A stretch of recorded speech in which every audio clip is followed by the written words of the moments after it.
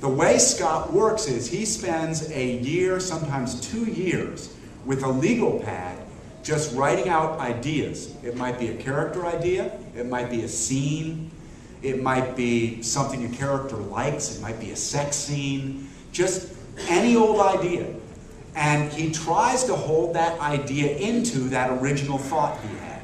Many of them aren't, he just throws them away. And he gets, you know, these voluminous amounts of yellow notepads filled with ideas. And he organizes those mentally into a story. So now we're about 2 years into his process. At that point, he starts writing the book. And by writing the book, I mean he flips through and goes, oh, that's really cool. And he writes that scene, having no idea where it may come in the book. The next day, 3 weeks later, he's flipping through, oh, that's a cool scene, I want to write that one. He writes that scene. And he ends up with zillions of scenes inspired by his notes, all of which he knows are somewhere in this book and will fall somewhere in there, but he doesn't have it all put together until it's all done. He says he couldn't do it without a laptop, because then at that point he begins grabbing them and piecing them together in this wild order and rewriting them to tie them together, and he submits it as a book. And his books are brilliant! But, you know, how somebody can write that way, I have no idea. Except that he has 3 or 4 years to do it. He takes his time doing it. I'm always on this, you know, 11 to 12 month deadline. So I'm writing, you know, at 5:30 in the morning. I'm looking at my outline, you know, got to get through that today. So it's just, you know, different strokes for different folks. But it does not say that writing with an outline is for everybody. I don't ever mean that. Now, you know your ending in your outline, but you don't always use it. No, I often don't use the ending that's in there. The ending that is in the outline would work. It's not that I've written myself to a place it won't work. But something better comes up. Or it's often, I mean, it's not uncommon for me to submit it with maybe, you know, my second ending, and then have the editor say, you know, I love the book, but I don't love the last 70 pages. And I'll do another ending. I mean, I'm amenable. So, you know, I never want to think these things are welded until they actually send them into the printer. And another thing that you've mentioned about your process is you can't wait for inspiration. That Right. you have to put your butt in the seat and work every day, and that's your job, and you go at it. But not considering that, where do you find inspiration? Well, I mean, I love to do this. I think that Dave Barry talks about, because we're often asked, you know, how can I be a writer? And so I think you know if you're a writer. I knew back when I was 10 or 12 years old that I was just absolutely fascinated by the world of books. I never thought I would be smart enough to write a book. I mean, honestly, that's what always scared me away from it. It also scared me away from reading Russian literature. Russian literature is really good. As it turns out, you don't have to be a genius to read Russian literature.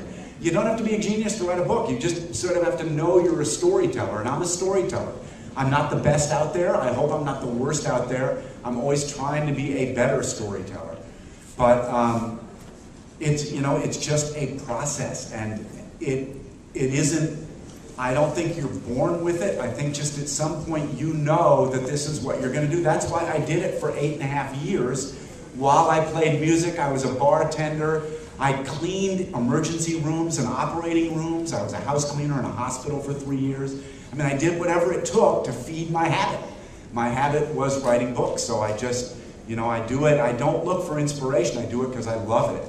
And I do it because there are readers out there who want to read it, and I know there are other writers better than me, and I want to keep my books coming out so you guys will keep buying them and keep me employed. I have kids who need to get through college. Okay, we've talked a little bit about Lubo, and you talked about the inspiration for Lubo. There is an inspiration for Walt Fleming, who Right. actually you knew before you started writing books instead of meeting the Lubo after you started writing those. Right. It was suggested at some point when I switched publishers, I'm trying to be polite by saying it was suggested that perhaps the publisher wouldn't want characters I had written before, or to continue those characters. They might want something brand new, please. And so I had to come up with a new idea for a series, and it was really my agent, Amy Burkauer at Writers House, who suggested that I might write about Sun Valley, where I had lived for 20-some years. I had recently moved to St. Louis, Missouri, but I knew the sheriff in that area, Blaine County. I'd known him for 20-some years, so I decided I would write a series set in the Sun Valley area in Blaine County, and I would base it around the life of this guy, Walt Fleming, who I called Walt Fleming in the novels. Walt's father was an FBI agent. Walt had had 3 different Quantico training experiences. He's one of the most overtrained sheriffs in the United States. Phenomenal guy, really heroic kind of guy. I mean, he's way too good for fiction. So, in fiction, I've had to give him a terrible relationship with his dad, which is not true. I've given him a divorce, which is not true. But kept his ability to solve crimes, which is true. And so it's really been a fun endeavor for me, because I'm writing about a place I lived all those years. I know it very, very well. I know the kinds of crimes there, and there are all kinds of crimes there. At first, that was my reluctance to write. I thought, it's a small little area. It's a population of maybe 10,000. And, how am I going to get a series out of this? And then I thought about it. I thought, oh no, there's 7, 8, 10 books in this. So it's really been fun, and it's been fun to base something off an absolute living character, as I did later in life off of Don Cameron. The last 5 bolts were all based off of Don Cameron's real life and real stories, and he would always read my outlines and advise me before I started those books. And so it's been really fun sort of engaging reality in the books. Now, the connection actually, you bring Walt and Lou together in Harm's Way. That's right. The most recent book. And that was a walk-on. In sports, when colleges recruit people, and then inevitably there's somebody who actually dares to try out for the team. Well, Lou Bolt was a walk-on. He wasn't recruited for In Harm's Way. I had a situation where Walt got a phone call from his somewhat estranged father, and his father said, I got a phone call today from a guy named Lou Bolt, and my fingers literally stopped on the keyboard, and I went, what? This isn't in this book. And I let that conversation go, and Bolt needed an entree to Sun Valley, and at that moment, Walt was about to uncover a dead body, and my brain had jumped, my subconscious had jumped to where my conscious had not, which is that these guys needed each other. And I wrote that scene, and I thought, oh my gosh, these guys need each other. Lou Bolt is going to be in this book. And so Lou Bolt finds his way into about 6 chapters in this book, but it's nowhere in the outline. And that's that thing where you're writing, and you still follow your own instincts. And that was an instinct where I thought, this is the right instinct. It isn't, I'm not forcing Bolt into the book. He asked to be in here, and Walt actually needs him, and he actually needs Walt, and what a fun marriage. And it was a fabulous, fabulous time for me to be back with Bolt.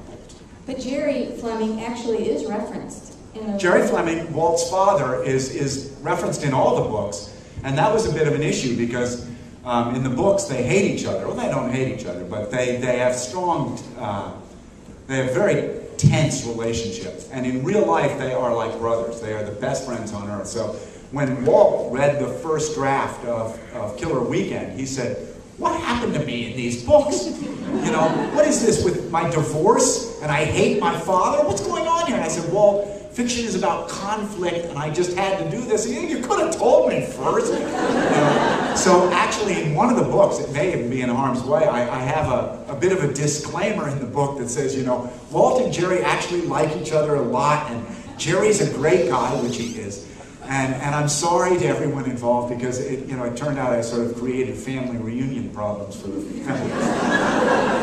Sorry.